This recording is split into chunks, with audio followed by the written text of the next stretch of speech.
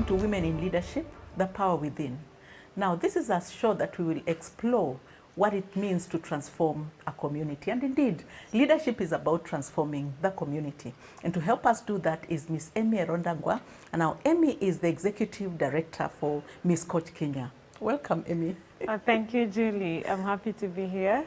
And thanks to you all for this support and for I'm hosting. just so excited to have you. And in fact, I'm wondering, Yes. beyond Miss Coach, who is Emmie? You know, because I've said you're the Executive Director. Oh, yeah. But who is this Miss Coach?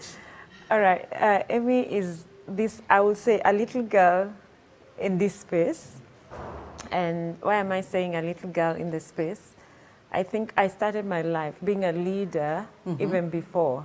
Oh, wow. Yeah, like from home, I'll take responsibility over my siblings and I'll take charge. So naturally, I believe this girl is one person who has found herself, or she fixed herself in the space and takes command of the space. How big is your family? You've made me... Yeah, we are a family of 7. Wow. Yes. And you were the firstborn? I'm in between, but I act almost like a firstborn because I have to control and put everyone together. So you're the leader child? Yeah. If I could say so. Yes. Now, yes. about Miss Coach. Yeah. Who is Miss Coach? And how does Miss Coach align with your mission in life? Okay, I would say just briefly, Miss Coach is an entity, an organization that is serving the people within Korogosho community.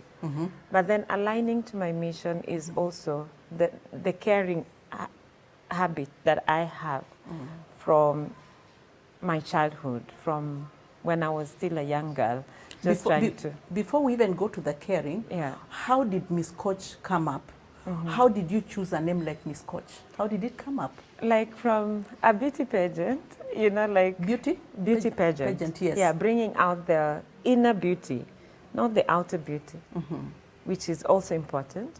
But people were violating the rights of girls in the community and manipulation, defilement of children, raping of young women as well, so, and elderly women. So that's how Miss Coach now came about, like starting a beauty pageant and girls running, you know, doing their thing on a runway, but then like showing the inner beauty. So it was not much on the outer, but the inner. So the strength within. So did you ever win? Yeah, 2005. Oh, wow. You're the beauty pageant of 2005. Yes. So again, that gave me the strength and the energy just to, you know, go through the challenges that were in Korogosho then, if you understand poverty-stricken lives and also crime-infested place, but then you have to come out and be that person to make a change. Yeah. You know, one time I was just in Coach and I was thinking of how people take it so seriously when they're eating the KQ food. Yeah. They took it so seriously. Yes, no? yes, and so it's really, there's much poverty. Yes, there's much poverty and lack to eat. So I always tell people, when you have the food you're eating, respect the food. Yeah. And respect those who do not have as well.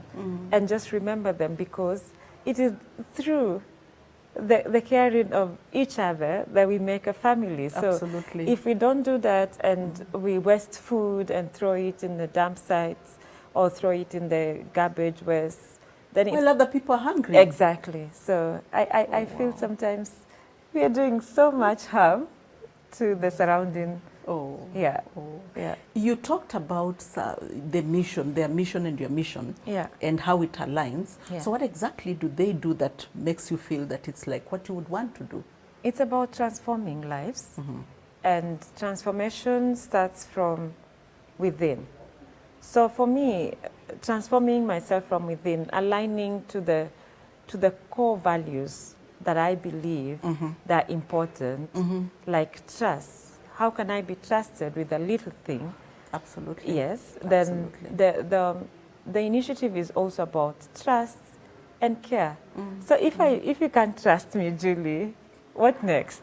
Exactly. You understand? So from my aligning is that I don't like people who lie. Like, you know, you're a pathological liar. It takes me off. Just it be pisses, yourself. Yeah, just be yourself. Don't promise what you cannot give. I hear you. Yeah, I so hear you. many a times we want to promise heaven while we can't even afford to give something small. So in your little way, because that's how the organization has organically grown in terms of, you know, giving the little support that one has and extends it to the other. So that is caring and sharing. Absolutely. And it's about transforming lives. So for me, about the organization. So life is not about you alone. It's not. It's not. Wow. Oh, wow. It should be about us. Us, yes. Yes. Okay. Yeah. You were in Kabiro Primary. Yeah. You went to Machakos. Yes. And you transited to get a global degree, Yeah. you know? Yeah. First, where's Kabiro?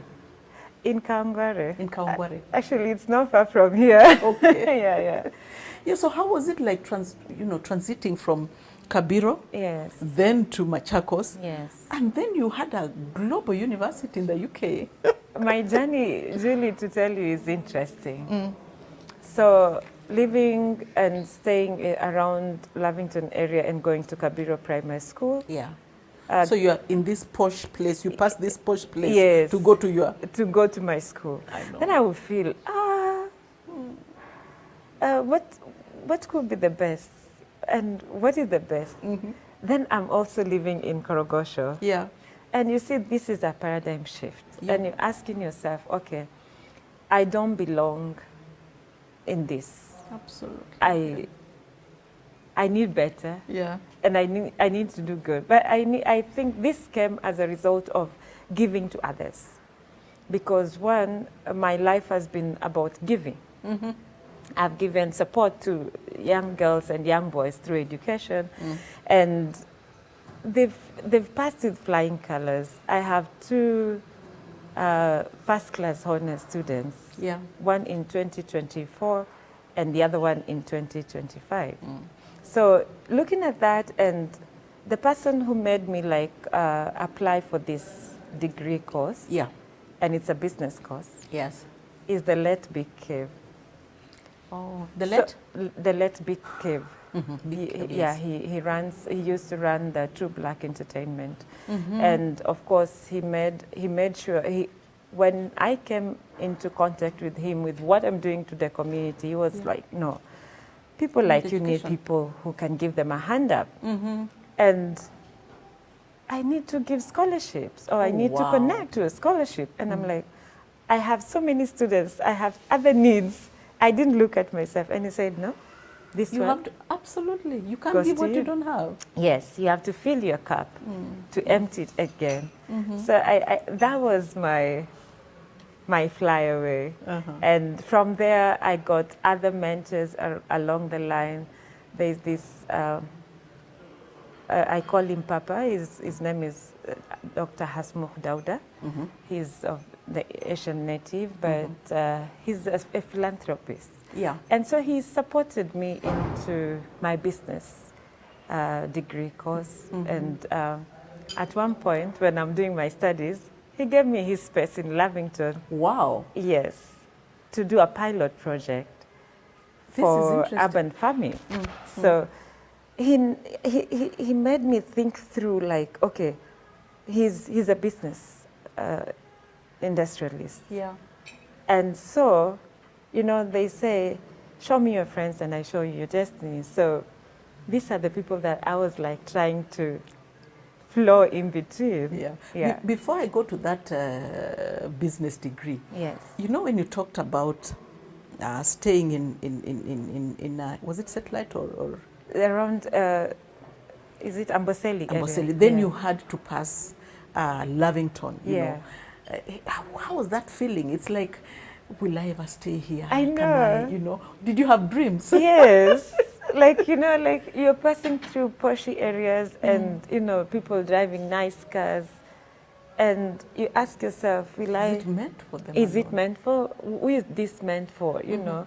And, you know, when I will tell people I'm doing a business around Lavington, and it's an urban farming business, they'll be like, How? how? How now? Are you serious? So yeah, those are some of the things that I mean I've encountered positively that kept me going, and you feel, yeah, life is treating me well.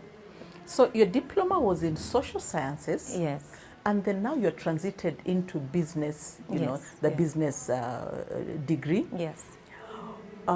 First, how was that transition? And secondly, how are both of them Yeah. helping you in the work with the Miss Coach?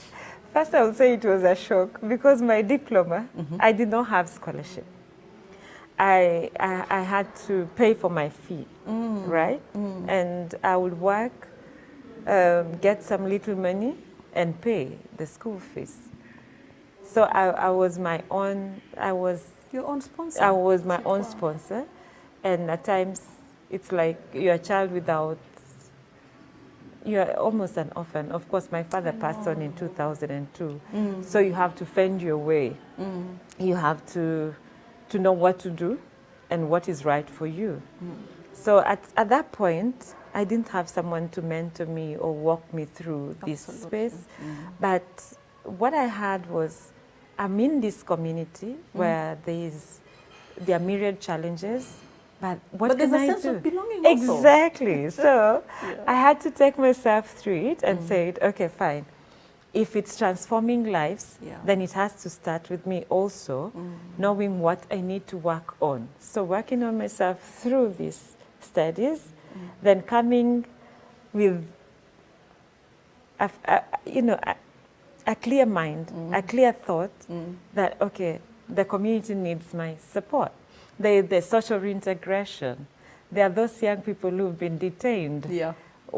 What happens? You know? Right? So it's like people had given up hope. But I said no. After studying and learning that you can help people and learn their past mistakes and come back and become better. Exactly. That makes my heart. Exactly. You know. And so after doing that, coming to talk to young boys in crime, remember I was stabbed in 2005. So I didn't know about that. So it took me time to just think through and heal, because crime was It's inevitable, rampant Yeah. in Korogosho. And I'm like, no, shoot to kill is not a solution. Yeah. A solution is giving an Rehabilitate olive the branch, person, rehabilitate absolutely. them. They don't have maybe parents, true, they don't Yeah, have parents, or they are, single-headed households or child-headed households, which I would understand, because at one point I was doing interviews in the community, and Yes, I now yes. understand Yes. that, there are challenges here, and they need someone to talk to. They need someone who can listen to them. Yeah. So that's how I started reforming the young men who are in crime Oh, beautiful. and bringing them back to limelight. Oh, beautiful. Yeah. You know, forgive me if sometimes I call you Miss Coach, because when I first knew you, I didn't know your name. I called you Miss Coach. Exactly. But Emmie, Yeah. what is your drive? You know, what drives you to do what you're doing? Is it a promise you made to yourself, or is it, what drives you? What makes you do what you do? Julie, what makes me do what I do is the love of God first. Because without love, we are all nothing. And I would say when I touch someone's life, I would want to see a total transformation and a total changed turnaround.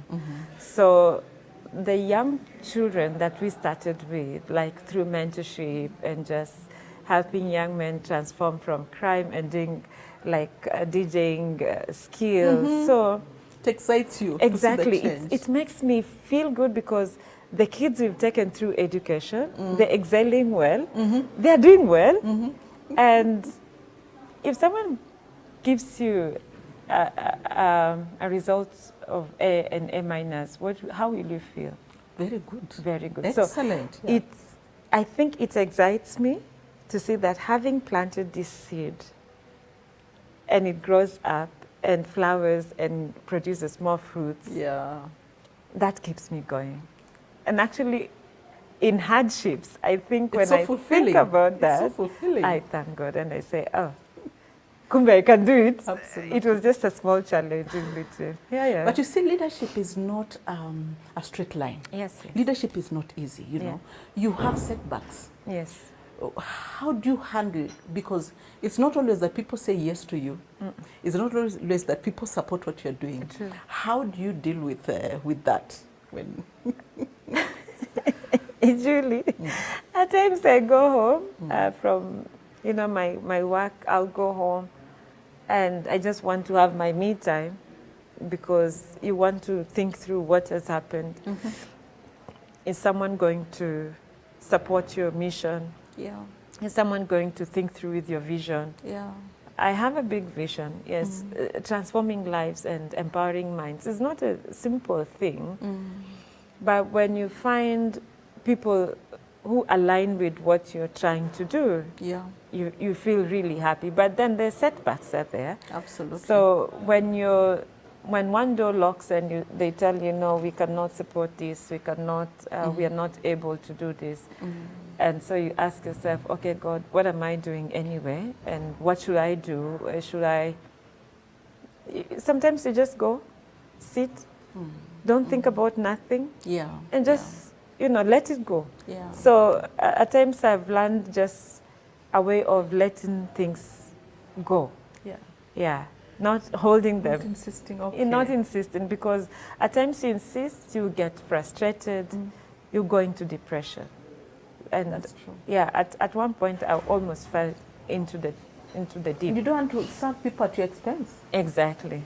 Wow. Yeah, yeah. There's the gender challenge. Would you say that it's harder to do things as ladies than it is for men? Or is it a myth? Because I hear it a lot. I hear people say, you know, sometimes it's harder for us as women. What's your take on that? I want to say in the past years, it was a bit of a hurdle for women to break the ceiling. But I'm happy right now that you walk in many rooms, women are in control. Yeah. So I believe it's the much awareness that has been created around. Absolutely. And I believe it's just a matter of, you know, the mindsets of the people around. Yeah. And the mindset in the sense that women belong. We all belong. We all belong. Yes, it's not that if I'm a leader, I should undermine you, right? And it's not that if men are in leadership, they should now, they should be Bully. chauvinist and, you know, Yeah. show muscles and, you know, no. It's about respect. And how do we command the respect? It's a give and take. So I want to say, in different spaces that I've worked in, women are taking leadership and women are happy to be at the driver's seat. You know, in the past we'll say, you know, patriarchal society had already taken over, Yeah. and women would be seen as, quote unquote, I don't want to say that word, but they're like flower girls. You know? Right? You know? It really pisses me off because, I mean, we have equal statuses before God. No one is good, no one is special. Yeah. Yeah, so can we just have a mutual respect for each other? And can you respect my space? Can I respect your space?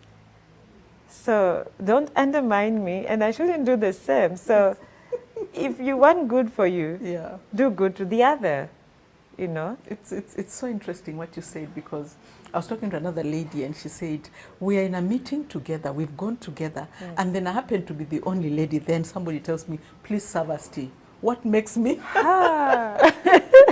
I think, yeah.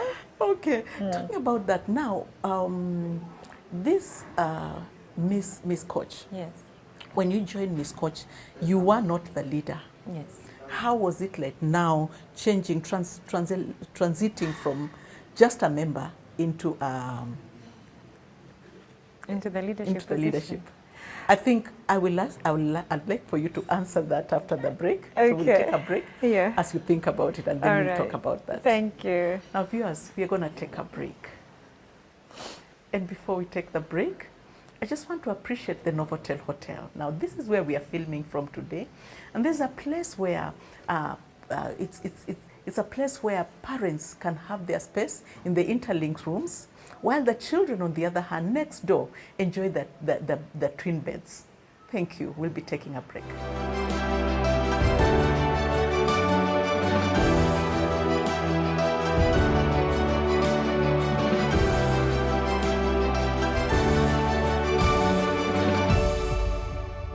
Welcome back to Women in Leadership, the Power Within. Now we are talking to Emmie, the Executive Director of Biscoach. Now when we took a break, yes, we were talking about transitioning, you know, because when you first were into Biscoach, it was a community organization, yes, and now transitioned, yes, into an NGO, I think, yeah, you know, and you became the Executive Director. How was that transitioning? It was with all mixed reactions, mm-hmm, and of course, being from just an activity that I participated in, but initially I was still leading some other groups within the community, right? Mm. So when I took up, and it was a movement, some sort of a movement. So movement did not have structures. So there were no structures. Mm. So I told myself, how do we work without structures? And you can't hold anyone accountable. Absolutely. So we should hold each other accountable. Yeah. So, and that's how we now started saying we need to put up a constitution. I remember we sat down in a room at the chief's place. Then we started working out on a constitution.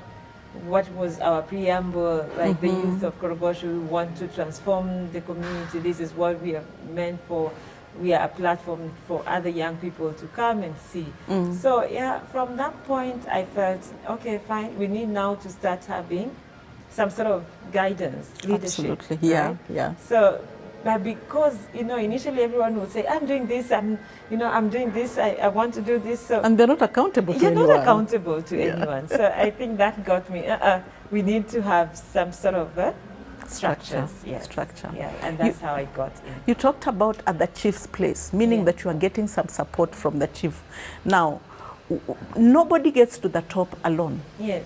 You always get that kind of support. Yes. Apart from maybe the chief and other people, yeah, who are the other people that you'd credit for having supported Emmie, Miss Coach? I remember at my leadership, there is Dr. Alex Eze. Mm-hmm.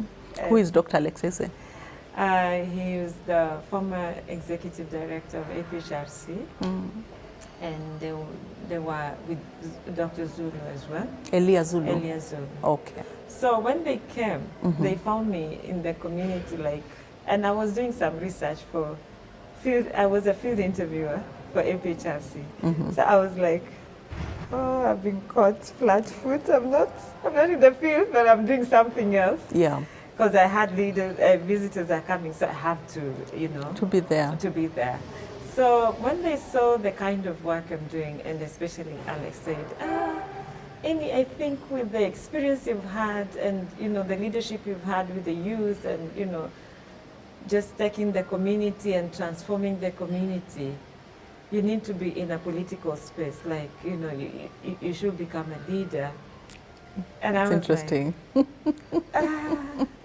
politics, not my cup of tea. Mm. But on the social movement, social support within the community, I can do it.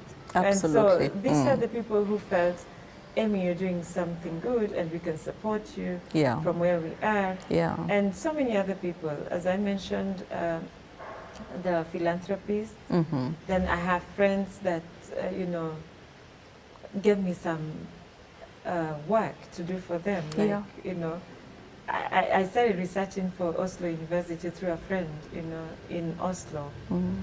And I felt, okay, so there are openings that come also with some of these responsibilities. Yeah. People look at you and they feel you can do something. Yeah. So the community has been there, very supportive, you know, the village elders, all the chiefs that come and they feel, okay, working with Emmie in this community is really transformative. So I don't take that for granted, knowing that reforming these young people and also for them supporting you and supporting the work you're doing.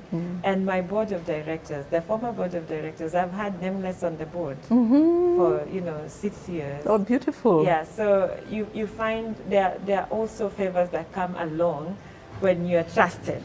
Absolutely. Yes. The trust thing comes back. Exactly. So if you're not trusted, because at one point, when I sat with Nameless when we are doing and drawing our strategic plan in 2021, he said,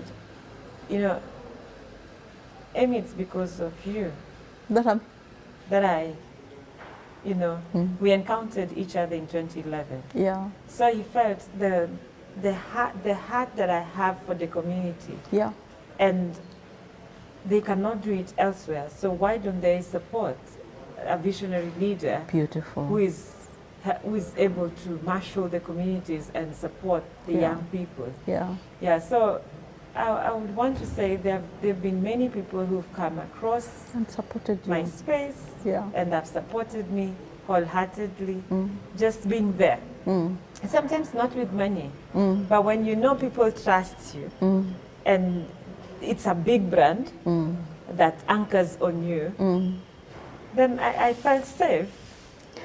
I really like what you used, that when people give you work to do, because you see, when people give you work to do, it means they believe in you. Yes. They trust you, Yes. Yes. Now, as people have helped you, Yes. you've also helped other people. Yes. Who are those mentees that you've had, and how is it like mentoring other people? And what do you look for in the people you are mentoring, and what do you look to transform? I think I've asked many things, but no, let me try and see how I summarize that. Sometimes when I look in people, I think I don't have the specifics, because looks can be deceiving. absolutely. So you have to work with someone, and in such a way you're interviewing me. So I also interview mentees. Absolutely. Like when we are taking them through several projects or programs, like we have a scholarship program that has really transformed many young people, and many, I can say 3/4 of young children in Korogosho who've transitioned and gone to other spaces.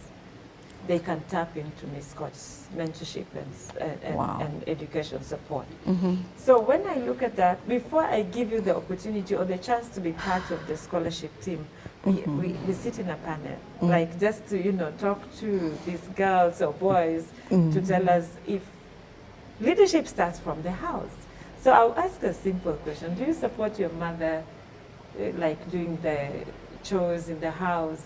And you say, no, these are meant for so-and-so. I say, these are red flags. So, oh, wow. Yeah, you find that even as a young boy, you need to know how to clear the table. You need to know how to support your younger siblings. Yeah, so if you don't have that touch, honestly, I'll just tell you, we are sorry. And I'll talk to the mother, and I ask, the mother will be like, okay, the child doesn't listen to me at home. So it becomes hard for you to transfer problems to other people to help you. So because you can't lead if you can't be led. Exactly. So I've seen that through, and it has helped us in a big way, that we've transitioned young children and they've become young adults who have become more responsible and now mentoring others. What is that inside thing that helps you to get things done? Even without support, even with opposition. Yes. Yeah. That one thing I'll say is a retreat. Just at times I feel praying, also connecting myself to the higher calling. To the higher. Yes. At times it's not easy because we are in a community where there are myriad of issues. Yeah. But sometimes you don't have possible answers to them. You have inadequacies. You don't have funding. you don't know who to knock to and tell them, look here, I'm stuck. I don't have rent for this month. You know. I've not paid my staff. But then, what do? I'll have to retreat, maybe just go home and feel, what am I doing? Is it making sense? Should I quit? But you don't have to quit because I don't believe in saying no. So some of the things that helped me grow into my leadership thoughts is a training that I took. Oh, beautiful. By few friends, you know, like someone paid for my training for 1 year about leadership. And so you took a leadership training? Yes. Oh, beautiful. And so to equip yourself better. Exactly. And also just to do the somatics. Yeah. And to think through. So when you're not okay mentally, it's okay not to be okay. You have to retreat and you have to take either you go do jogging, you can go do swimming. So those are some of the things that keep me going. Like, okay, fine. You've said about staycation here. I'll just feel like, okay, I just want to go somewhere and just have my mind out from every busy work that I have, unpaid bills, unpaid whatever not. So I just want to go and feel, okay, can I figure it out? Can I have it done? Can I think through? Can I think through? And there's a time I know it happened to me that everything is not working. I don't have funding. I don't have money. I had to stop my team and say, no, I can't pay you.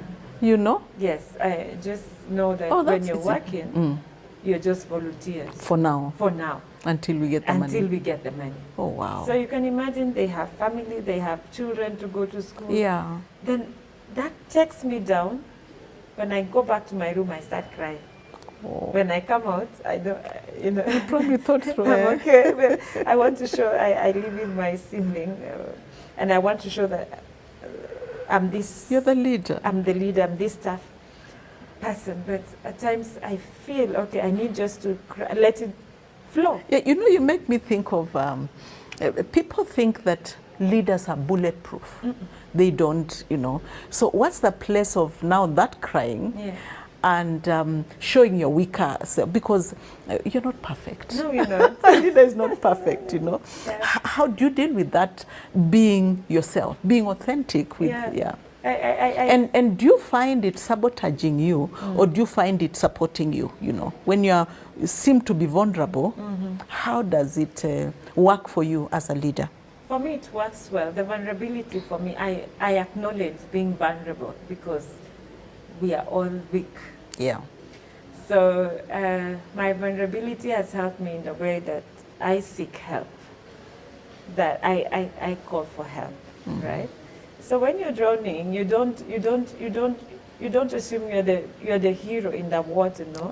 I know, right? You need to call for help. So mine has been, Nazama, please come help, you know. So yeah, it has helped me because my friends will call on me and say, Emmie, don't chew what you cannot. So it doesn't sabotage you. Yeah, the other, so it doesn't. It supports you. Yeah. Oh, wow. And they tell me what to do. So they tell me take little by little. Everyone is going through the same. Even the big corporates, they are going through the same. You're not alone. So you're and it's nice to be told that. Eh? Exactly. when the industrialist told me that, Emmie, at times I would close everything and go back and rethink. So I'm like, okay, so it's not me with this small. You know, I always say, Miss Koch is a small but a big giant in the Korogosho community. Yeah. So when they tell me, it is not about you. Yeah. Things are changing, and you might not be having that solution now, but take a breath. Just rethink, breathe, and it will be okay. That's helpful. I said, okay, I needed that. Yeah. But when you are doing your degree, yes. By the way, did you travel to do it or did you do it online? No, I did it. It was physical. Physical? Yeah, so I did it here. Okay. And we had EduLink Center that Oh, had, yes, that, that had the collaboration with the Northampton University. Yeah. So, but we had like lecturers on campus, and we also have online Classes. and also sessions. But I'm just wondering how it was like running an NGO, Yes. registering an NGO at the same time Yes. when you're now doing this degree course. How was it like? It was really, Julie, it was my nightmare, because you have signed for something, you have to deliver, and this friend of mine, the late, they had a lot of trust in me, and he told me, Emmie, you have to do it. And everyone that I told that I'm enrolling in school, they said you have to. So you had people holding you accountable? Yes. So I had friends who would call in and ask, is your school fees paid? Because if you're given scholarship, it's not 100% scholarship. So you have to go back and find at least some money to pay. So someone will ask, my friend from Norway will call in and ask, do you have your fee paid? And my papa would ask, is everything okay? What projects are you doing? Can I see? So you find like you're responding to various people. Yeah. And that's why I discovered having a degree or acquiring it is a collective, communal. Absolutely. Yes, Responsibility. So, yes, it was tough. And there are nights I would go transnighted. There are nights I would be like, I've submitted my assignment around 2:30, and now I have to rethink through my work, and I have to do some other things. Sleeping is only maybe 1 hour. I have to be in the office. There's a project I'm running. There are reports I have to do. There is a call for proposal I have to submit. So you find yourself going through, like there's a day I did almost a 24-hour. Wow. Yes, without rest. Wow. Yes. But Emmie, you've mobilized a lot of people. Yes. You've also mobilized funds, a lot of funding. Yes. How did you do that? And how did you, it's one thing to mobilize funds, it's another thing to manage the funds. Yes. So how have you managed the two? Thank you for that question. And what do you think that attracted the sponsors to bring in the money? I'll talk about accountability and putting your systems. Like no one wants to put their monies in a drain, right? And the trust bit. The trust. You see, people are grappling with trust deficit, and I hear it a lot in the corridors, and there's no trust anymore. But what has helped me, Scotch, to grow, and my work to also grow, is building that trust and having a system and a team that is accountable, right? So you can mobilize resource on one end, then the impact is not felt. But what you've seen over the years is you see impact, and you can translate the support that has been given to it. So when people give me money, even if it's their sole contribution, because there are those who give individual contribution, and they are the corporate contribution. Do you know they give you without knowing? There is staff costs in between. I know, right? Yes. The administrative costs. Yes. Yes. Then they tell you, we want to do this. Like, for instance, we are doing a school, rehabilitating the school with the kitchen. Now we are thinking through a dining. They will give you the funds, yes. They say, okay, this is what we want you to achieve. So, meaning you have to go without. You forgo one certain stuff, things. You forgo ABCD, but you want to see the community achieve. So from that point, I think it's not about greed, it's about selflessness and giving. So I think that has... And the facts, Yeah. you know, I need to put some money in administrative costs. Exactly, yeah. I need to do the Yes, project yes, itself. yes. Oh, wow. As we're headed towards the end, but there's one question I want to ask. Yes. Where do you see Miss Koch going in the next 10 years? What's your vision like for Miss Koch? The vision is about transformation, transforming lives by empowering minds. If there is anything I would want to do is transform the minds of the people. Minds on environment, climate change, minds on, you know, social well-being of others, mental well-being, mental health of the children, of the young teenagers, of the young adults. Yeah. So, but as we're doing this, the vision should be an institution that is raised on a sustainable platform. Absolutely. Yeah, like the young people that we are supporting will come and say, through this organization, This is what happened to me. this is what happened. I'm You an want to see entrepreneur. results. You know, I'm doing this. I'm doing this thing here.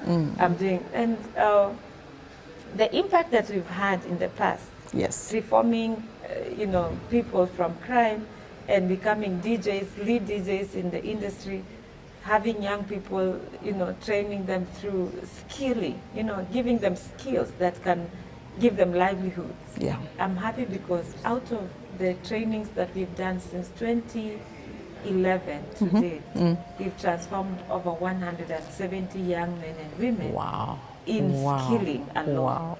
So I will also need, in the next 10 years, with the help of, you know, our friends watching and partners and anyone watching, be part of the change. I just want to see a sustainable Korogosho community Absolutely. that is free from Poverty. poverty-stricken. I mean, when I look at my community, I almost cry because girls want to go back to school.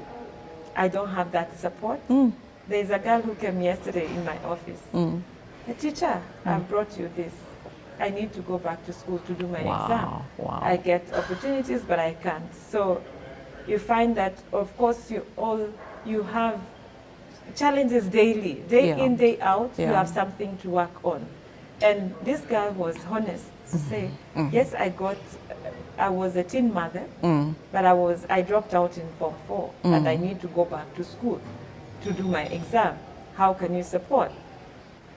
You can't say no because you don't have money, but you say, okay, let's see What happens? What happens? Yeah. We'll look around and see who will come in and support. Oh, wow. So there are issues that are happening. There are problems, but we need to have solutions. Absolutely. And we are there as a solution, but we need to be sustainable to see that. I wish we could go on and on because Yeah. this is a great conversation. But as we come to the end, looking into that camera, I want you to, if you had a message that you'd want to be on a billboard, that every child, young girl in the informal settlements, you know, the slums, would see every day, what would that message be? Keep your dream alive. Continue dreaming. No one should shut your dream. Wow. I dreamed when I was still a young girl in Standard 4. A teacher asked, what do you want to become? People said, oh, I want to be a pilot, I want to be a doctor, I want to be this. And then I said, I want to be a vice president, without knowing who a vice president is, but I just hear vice president. But hardly did I know that I was coming to the space of leadership. Wow. Wow. So that young girl watching me, you are the leader today, not tomorrow. Oh, wow. We are leaders from now. Just know in that position at home, keep dreaming and be that leader that you want to see. The change starts with you. Oh, wow. Yes, so keep dreaming. Now, viewers, this has been a beautiful time. But before we go, we are filming from the Novotel Hotel, a beautiful place to be, a place where you can bring your family for dinner, a place that is stunning. This has been Women in Leadership, The Power Within, and my name is Julia Ombasi. See you next time.